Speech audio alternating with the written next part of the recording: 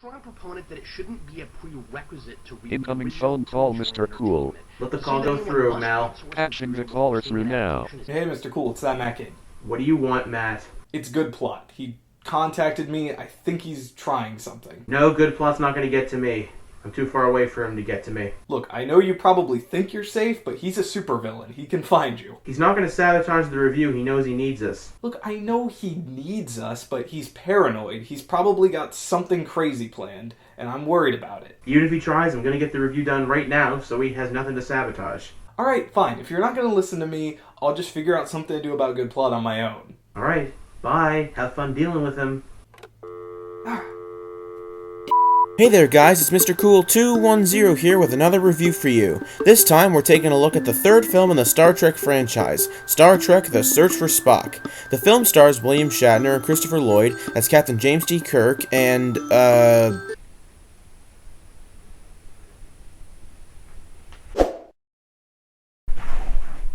I got it now. Krug. Yeah, that's it. After the death of Spock in The Wrath of Khan, we discover that Spock's consciousness has been put into Dr. McCoy.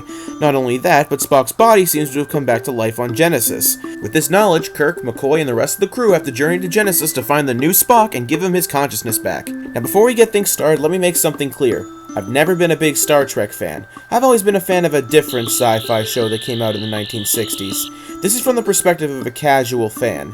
But now, as always, let's move on to some positives. One of the things about the movie I really enjoyed was the performances from most of the actors, particularly McCoy, Kruge, and Sulu.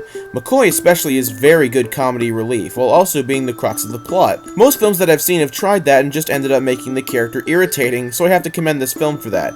The special effects are also really top-notch for the time, especially a scene later in the film involving the Enterprise, which I won't spoil for you here. Finally, I gotta say I really enjoyed the score by the late great James Horner. A lot of good memorable tracks throughout, although it reminded me a lot of the Superman score by John Williams, which definitely isn't a bad thing. But now, I think it's best we move on to the more negative side of things. One of the biggest issues with the movie is twofold with the writing. Firstly, I found the actual story of the film to be quite stretched out. Despite this film barely going over the hour-and-a-half mark, the film's pace is very slow, and feels like they're padding it to get it to that feature-length mark. And secondly, I feel that the film is too much of a direct sequel, if that makes any sense. Now for most films in a series this is fine, but no other Star Trek film has had that much to do with the previous film in its series. You could watch them all on their own fine and still get along okay. And while this film does recap the end of the previous film and give you some bits of info that would be necessary, other things that could help with an emotional scene aren't mentioned early on enough in the film for you to care. Certain elements that could have only taken a few seconds to give us a quick reminder of who certain characters are for those unfamiliar would have been appreciated. For example, I would have had no idea this character was Kirk's son until a certain scene in the film if I hadn't watched the previous ones, and that's not something that should be left out.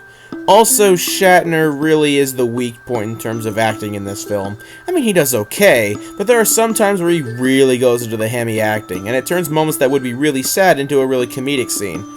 Finally, while I did enjoy Christopher Lloyd's performance as the Klingon Krug, the writing behind the character is almost non-existent. We don't really know much about him, his motivation, and he has very little screen time as well, giving him very little presence in my opinion.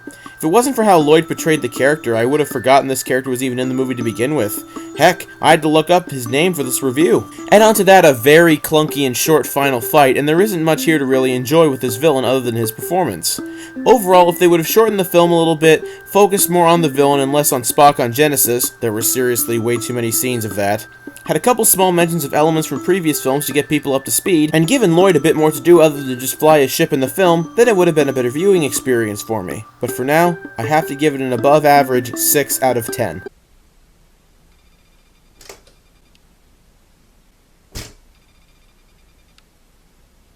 I already did your stinking review. You can't do anything to it now, you bum. Go away. Why do all these people follow me everywhere? Why can't they just leave me alone? Sheesh.